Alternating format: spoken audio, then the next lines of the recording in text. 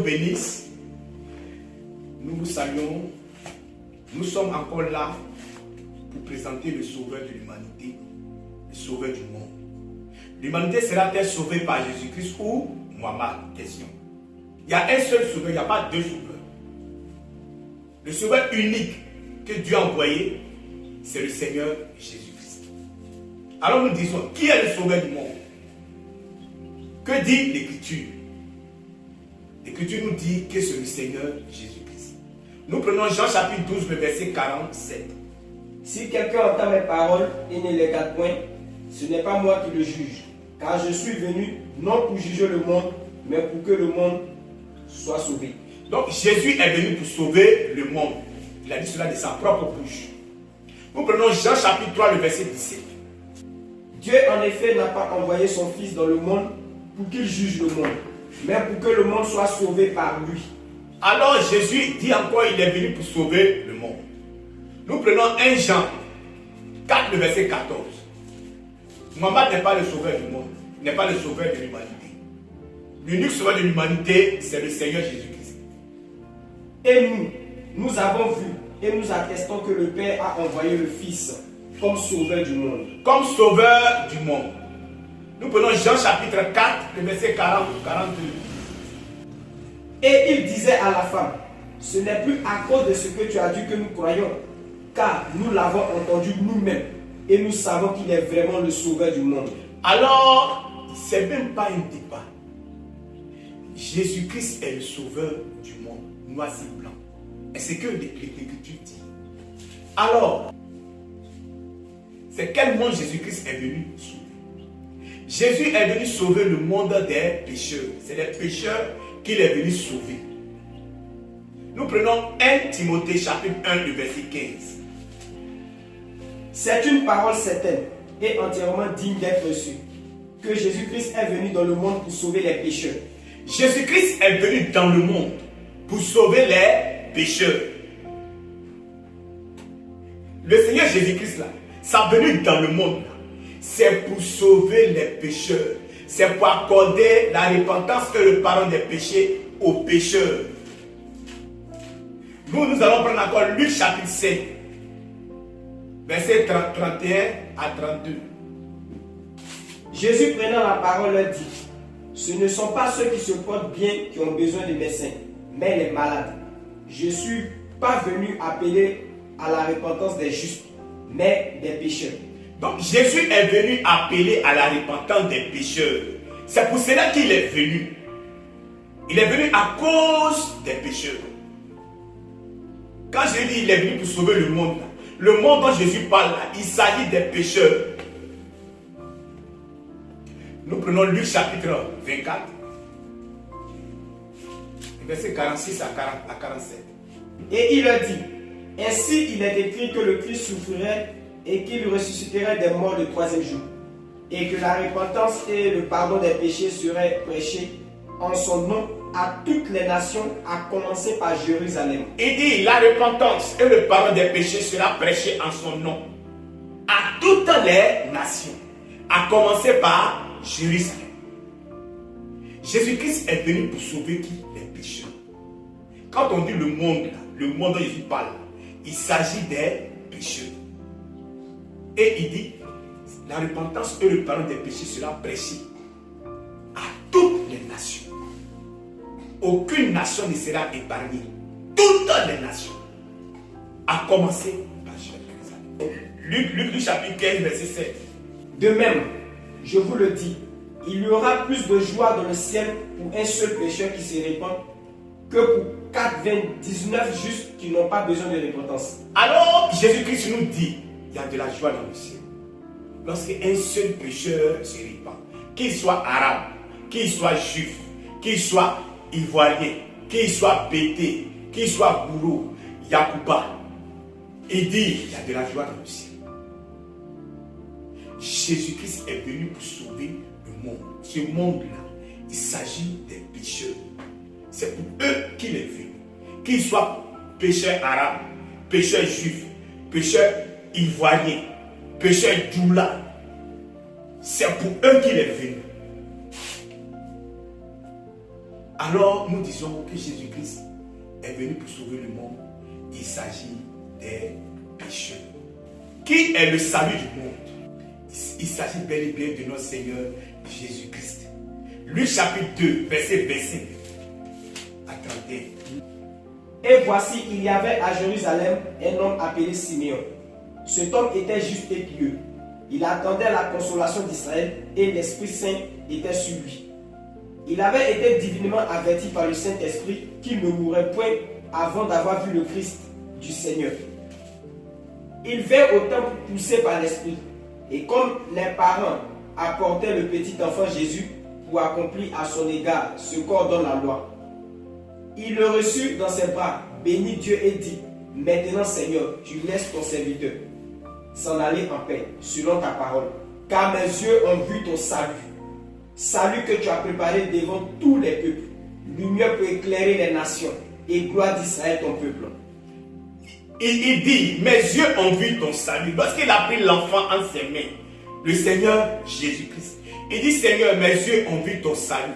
Salut que tu as préparé devant tous les peuples, lumière pour éclairer les nations, gloire d'Israël ton peuple. Le salut du monde là, c'est le Seigneur Jésus-Christ. Il n'y a pas d'autre salut ailleurs. Il est le seul envoyé de Dieu qui est venu sauver l'humanité. C'est le salut qui est là. Alors, nous voulons savoir, est-ce que l'évangile de Jésus-Christ a été prêché aux païens? Puisqu'on dit qu'il est venu pour sauver le monde. Il est venu pour sauver les pécheurs. Mais est-ce que les païens ont entendu l'évangile de Jésus-Christ? Est-ce que l'évangile leur a été prêché, leur a été annoncé? Puisqu'on dit Jésus est le sauveur du monde. Est-ce que les païens sont concernés? Nous les païens, les hommes des nations. Est-ce que nous sommes concernés? Que dit l'Écriture? Si l'évangile a été prêché aux païens, c'est que Jésus-Christ est véritablement le sauveur du monde. Parce que tout le monde est concerné. Que dit l'Écriture? Nous prenons Actes chapitre 28, verset 28. Sachez donc que le salut de Dieu a été envoyé aux païens et qu'ils l'écouteront. Ils vont l'écouter. Le salut de Dieu a été envoyé aux païens et ils vont l'écouter. Nous prenons encore Actes chapitre 13, verset 45 à 48. Les Juifs, voyant la foule, furent remplis de jalousie. Et ils s'opposèrent à ce que disait Paul, en le contredisant et en l'injuriant. Paul et Barnabas leur dirent avec assurance: c'est à vous premièrement que la parole de Dieu devait être annoncée. Mais, puisque vous la repoussez et que vous vous jugez vous-même indigne de la vie éternelle, voici nous nous tournons vers les païens. Nous nous tournons vers les païens. Oui. Car ainsi nous l'a ordonné le Seigneur. Car ainsi nous l'a ordonné le Seigneur. Je t'ai établi pour être la lumière des nations, pour porter le salut jusqu'aux extrémités de la terre. Les païens se réjouissaient et en entendant cela, ils glorifiaient la parole du Seigneur. Les païens se réjouissaient en entendant cela, ils glorifiaient la parole du Seigneur. Et tous ceux qui étaient destinés à la vie éternelle crurent. Donc l'évangile de Jésus-Christ a été apporté aux païens, a été annoncé aux païens. Nous prenons encore à chapitre 15, le verset 7. Une grande discussion s'étant engagée, Pierre se leva et leur dit: Hommes frères, vous savez que dès longtemps Dieu a fait un choix parmi vous, afin que par ma bouche les païens entendissent la parole de l'évangile et qu'ils crussent. Pierre, disciple du Seigneur Jésus-Christ, dit: c'est par sa bouche que les païens ont entendu l'évangile. Ça veut dire que les païens ont reçu l'évangile de Jésus-Christ. Jésus-Christ est véritablement le sauveur du monde. À chapitre 15, le verset 19. C'est pourquoi je suis d'avis qu'on ne crée pas des difficultés à ceux des païens qui se convertissent à Dieu. Donc vous les musulmans ne créez pas des difficultés. Laissez les gens croire au Seigneur Jésus-Christ. Parce que Jésus-Christ est le sauveur du monde. Nous prenons Romains chapitre 3, verset 29. Ou bien, Dieu est-il seulement le Dieu des Juifs? Ou bien Dieu est-il seulement le Dieu des Juifs? Ne l'est-il pas aussi des païens? Il est le Dieu aussi des païens. Oui, il est aussi des païens. Il est le Dieu des païens. Donc Dieu va forcément apporter le salut au païen.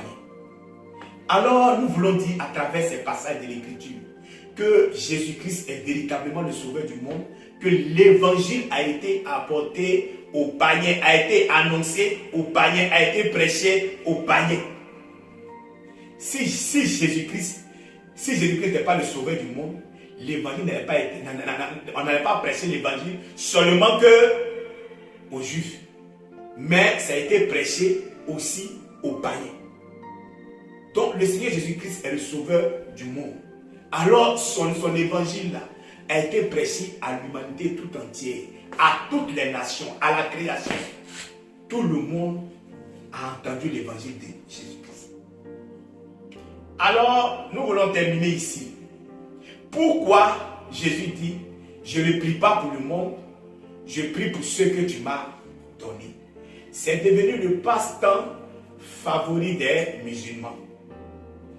Est-ce que le fait que Jésus dise que je ne prie pas pour le monde, est-ce que ça veut dire qu'il n'a pas été envoyé à l'humanité toute entière?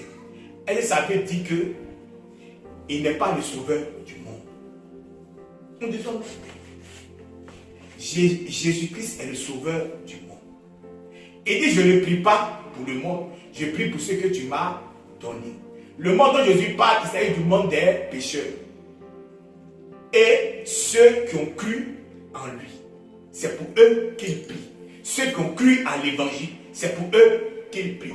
Mais nous voulons savoir, mais pourquoi on dit que Jésus-Christ est le sauveur du monde et puis il dit, je ne prie pas pour le monde? Est-ce que les musulmans prennent pour embrouiller les chrétiens? Alors, nous voulons savoir, pourquoi Jésus dit, je ne prie pas pour le monde? Parce que c'est une prière qu'on ne peut pas faire en faveur du monde, c'est-à-dire que des pécheurs.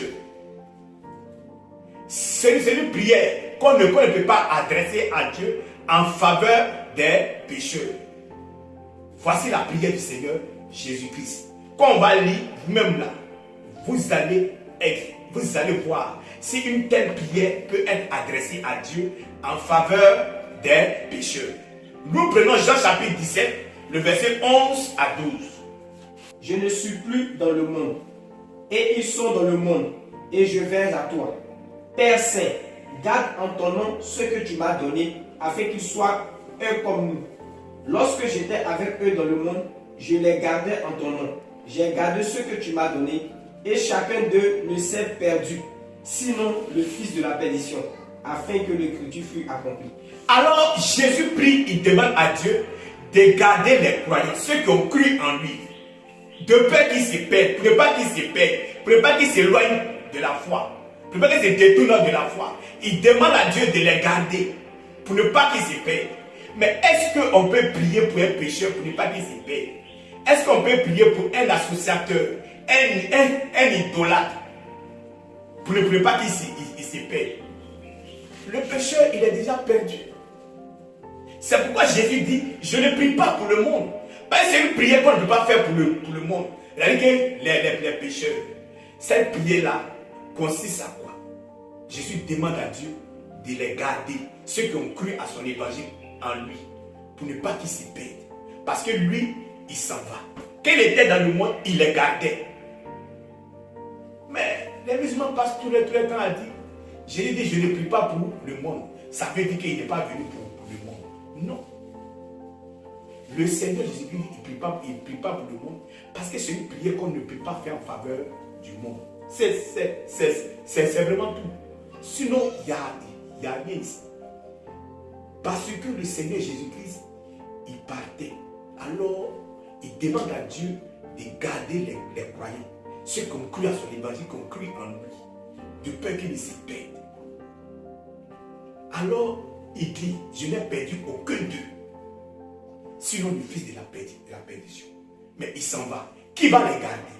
Il demande maintenant à Dieu de les garder. Pour ne pas qu'ils se détournent de la foi. Pour ne pas qu'ils s'éloignent de la foi. Alors il dit de les garder. Est-ce qu'on peut prier pour un pécheur? Pour ne pas qu'il se perde?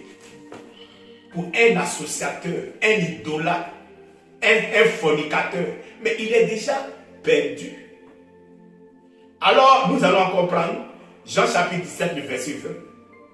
Ce n'est pas pour eux seulement que je prie. Il dit, ce n'est pas pour eux seulement que je prie. Mais encore pour ceux qui croiront en moi par leur parole. Pour ceux qui vont croire encore en moi par leur parole.